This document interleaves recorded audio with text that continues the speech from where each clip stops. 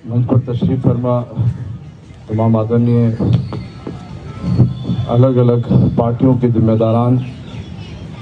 और ख़ास तौर पर प्रोफेसर सुलेमान साहब, भैया जी, राजकुमार सैनी साहब हैं, हमारे राम बख्श वर्मा जी हैं, भाई तेज सिंह जी हैं, और पैंथर पार्टी शायद जो मैं भूल रहा हूँ महाराष्ट्र की जो बहन है जिनके बारे में जिन्होंने बहुत बड़े बड़े काम किए हुए हैं महाराष्ट्र के अंदर, हाफिज मंसूर अली खान साहब हैं, और दीगर जितने भी साथी हैं, और मेरे सामने बैठे हुए तमाम भाइयों को मैं इस 75 वर्ष की मुबारकबाद तो दूंगा, क्योंकि संविधान तो अच्छा ही बना है। और जो ये प्रोग्राम, ये कार्यक्रम रखा था, ये संविधान सम्मान आंदोलन जो है, क्योंकि हम सुरक्षा पर बात कर रहे थे लेकिन ये आंदोलन बनाना पड़ेगा बोलकर इसको आंदोलन में परिवर्तित किया। और हमारे संविधान को 75 वर्ष होने पर जो 9 अगस्त निकली है, तो वो सोचकर ये कार्यक्रम रखा है कि जो संविधान बनाया और जिन्होंने संविधान बनाया उन्होंने बता भी दिया था कि जो अगर गलत नीयत से इस नीयत पर अगर कोई चलाएंगे इस देश को, तो ये फिर कितना भी अच्छा संविधान लेकर आ जाएं, अगर इसको चलाने वाले अच्छे नहीं हैं तो फिर ये आगे इसकी और भी खराबी होगी। ये बाबा साहब का साफ तौर पर कहना था जब संविधान बनाया। तो संक्षेप में मैं अपनी बात रख के,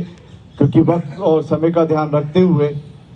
जिस तरह से हमारे 75 वर्ष हुए और हमने जो संविधान को लेकर जो हमारी तमाम, आप 15 से 25 तक जितने भी आर्टिकल उठाकर देखेंगे, समानता का, स्वतंत्रता का, धर्म की स्वतंत्रता का जो तमाम अधिकार हैं, लेकिन कुछ बातें हुई यहाँ पर, उन पर बात करते हुए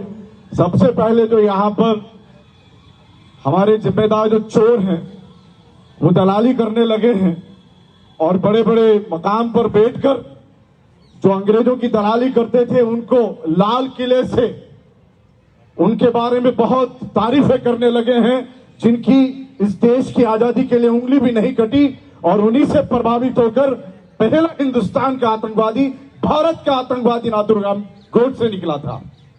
ये वो लोग आज हमको, हमारे देश की स्वतंत्रता को खा रहे हैं, याद रखना। इसलिए जब यहां हम बात कर रहे हैं संविधान और लोकतंत्र को बचाने की, तो याद रखिए कि जो आइडिया ऑफ इंडिया था, जो हमारे बुजुर्गों ने शहादतें दी, जेलों में गए, वो क्या सोच कर गए थे और हम क्या कर रहे हैं। इसीलिए जो अभी अडानी को 9,000 बीघा आसाम के अंदर जमीन दी है, और वही 14,000 घरों को जो ट्राइबल्स हैं, शेड्यूल कास्ट हैं और माइनॉरिटीज हैं, उनको वहां से निकाल दिया। इसके पहले 3,200 बीघा जमीन वहां पर दी, और जो वहां पे मुसलमान रहते थे घुबरी के अंदर 2,000 परिवारों को बाहर निकाल दिया। ये चल रहा है देश में। आप सब यूएपीए को जानते हैं, अनलॉफुल जो एक्ट है, जो प्रिवेंशन एक्ट, जिसके लेकर तमाम माइनॉरिटीज को, खासतौर पर मुसलमानों को, सरदारों को, कई दलित भाइयों को अर्बन नक्सल राइट्स के, ये अर्बन नक्सल के नाम पर जो हालात कर रहे हैं और जेलों में डाल रहे हैं। आप सोचना चाहिए कि जो लोग सोच रहे हैं कि जो एसआईआर है, जो सर करके लेकर आए हैं, ये भी तो एक यूएपीए का रूप है। आपको साबित करना पड़ेगा कि आप देश के नागरिक हैं। आपका जो वोटर लिस्ट में नाम है, वोटर आईडी, उसको नहीं मान रहे हैं ये लोग। देश कहां जाएगा?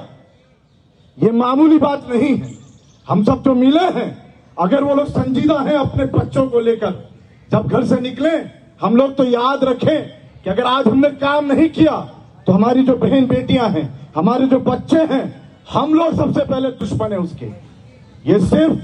सजाने के लिए नहीं बैठे हैं, हमें सोचना है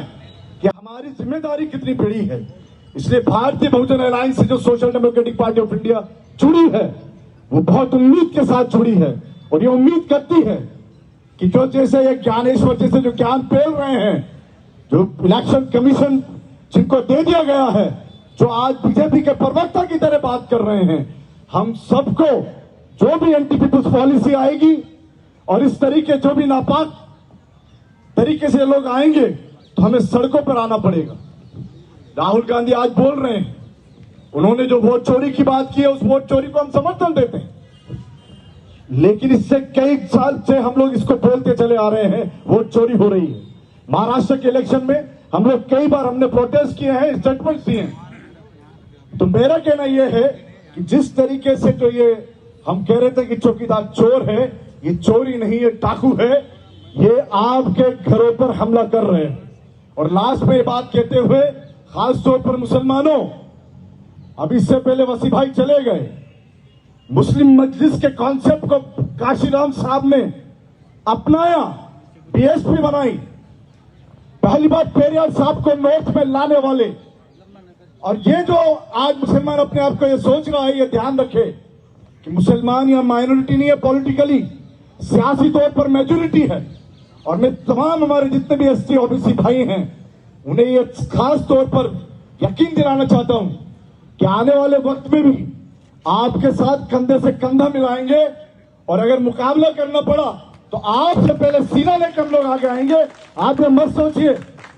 कि मुसलमानों पर ये अत्याचार करते रहेंगे और पीछे हटते रहेंगे। ये बाबा साहब ने जो संविधान दिया है और जो लोकतंत्र दिया है, इसको मजबूती से हम लोग आगे लेकर अपनी जिम्मेदारी को निभाएंगे। बहुत बहुत धन्यवाद, शुक्रिया, जय हिंद, जय भारत।